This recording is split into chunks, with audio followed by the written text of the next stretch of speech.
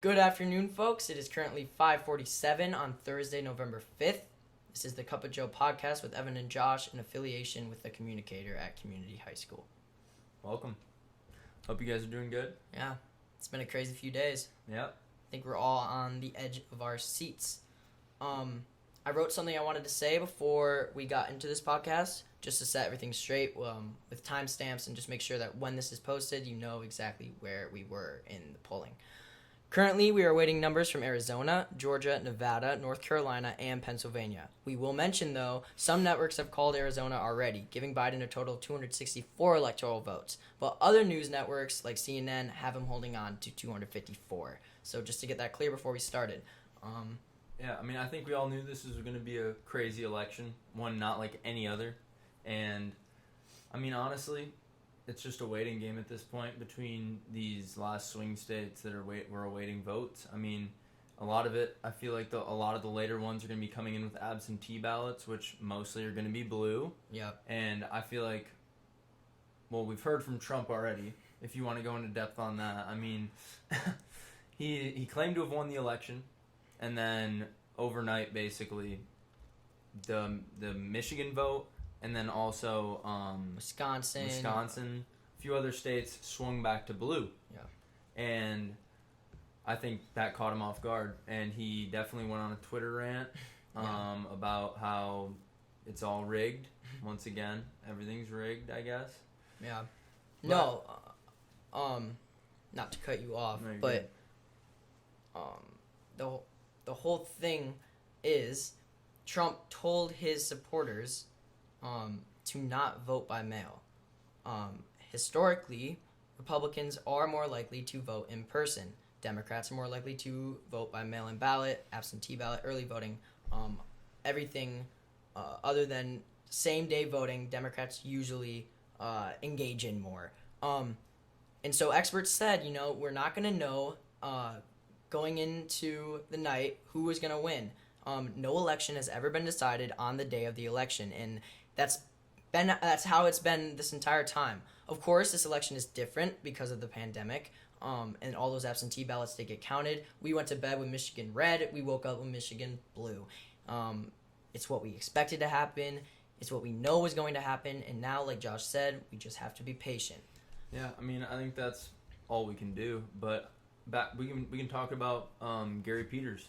Yeah. Gary Peters won in Michigan after John James was up by a considerable margin. A lot. And honestly, I know my mom, our whole family was like, dang, that's crazy. And then all of a sudden in the morning, Gary Peters was up. Gary Peters is the guy that you want to have in the Senate. He's 100%. passed the most bills in the Senate. We look at this campaign that John James did, which was a smart campaign. He presented himself as some kind of different Republican. He made that clear, but reports came out that he was against Obamacare, stuff like that, and I think that really pushed Michigan voters back towards the incumbent, Gary Peters, and we saw him pull out slightly.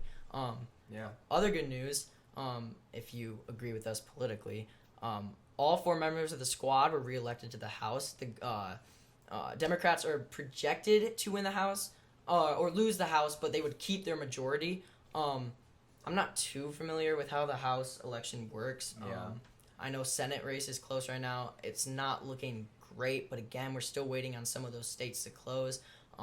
So it's just a waiting game with everything. Just be patient. Hopefully we know Pennsylvania tomorrow. Yeah. But I think that will go to Trump. But again, we'll see what happens. Yeah, in my opinion, I don't think we've had too many shockers per se in terms of states going blue or red, but I think something that both parties have been a little bit it's just so back and forth due to the different types of counting and how much counting is going on from absentee ballots versus the regular ballots when they're put into the system. I think that's confusing a lot of people, and I think that's something that is definitely something that's different about this election than other elections. Yeah, so with that, we're going to leave you guys for tonight. Hopefully we'll know who won this election soon. Again, we're all sort of on the edge of the seat, but just stay calm. We're going to make it through. Everything's going to make sense. We know already that Michigan and Georgia denied Trump's campaign lawsuit. We know the Trump campaign is launching lawsuits against a few states that it's very close in, and that they're going to be recounting basically. Like Wisconsin, they've already ordered a recount. I think Michigan was. Well, Wisconsin's a toss up when it comes to the recount, just because of how large the difference is.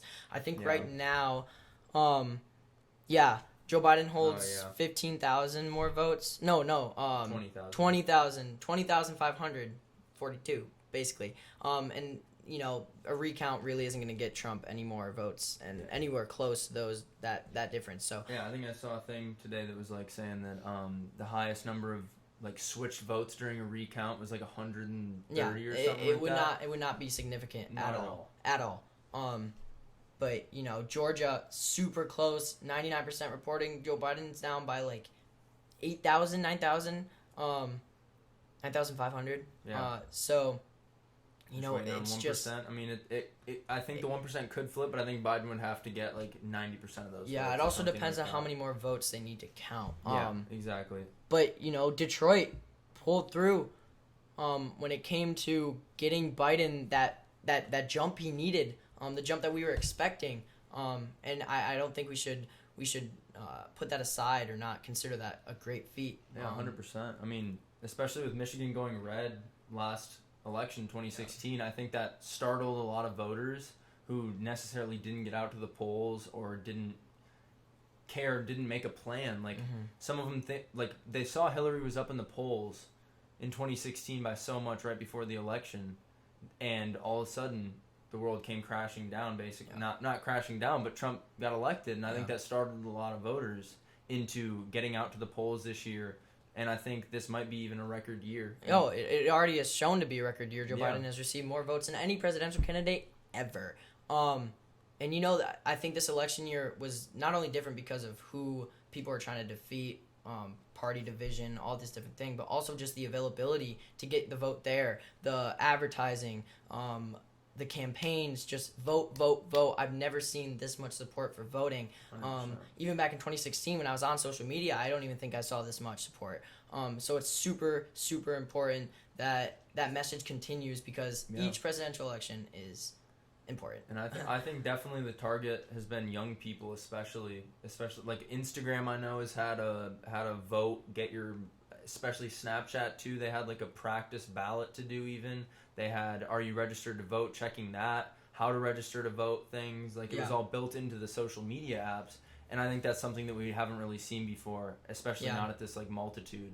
And, I mean, I think that's a great thing. Getting young people involved, getting them informed even before they're able to vote. Yeah. Just to know what to do. Like, know how to do it.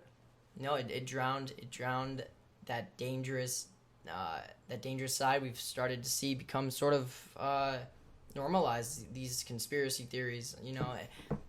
If we fight the villain, then we will prevail, I guess. You know what I'm saying? Yeah, there we go.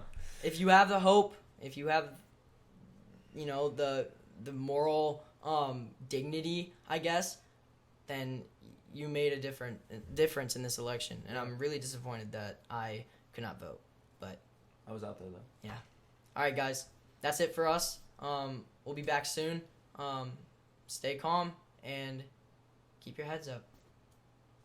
Peace out.